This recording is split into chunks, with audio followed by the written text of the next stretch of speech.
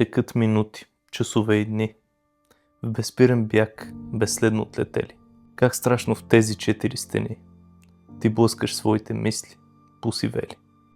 И чакаш някого, но идва ден, когато по пътеки осветени, от плясъка на слънце озарен, с изопнати от дъжд, прохладни вени. Ще спреш за миг, внезапно покосен от мисъл. Младостта е изживяна. И как ли ще признаеш, ужасен пред себе си, че тя е пропиляна? И истински, все още не живял, денят ти сив отмерва пулс последен.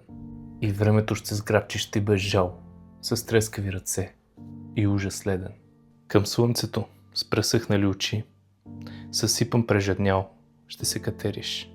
Но слънцето жестоко ще мълчи и нищо ново няма да намериш, защото си съвсем обикновен човек на средна възраст. Много скоро е може би онзи страшен ден, когато смърт очите ще затвори.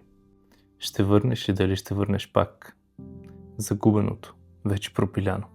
Ще търсиш, но в тебе като рана ще пари мисълта, че 2 неща никога не можеш да си върнеш: живота да избавиш от смъртта и времето назад да върнеш. Изтича песента като вода, но времето остава нейна стража. До тук спира моята следа, а имах толкова много да ви кажа.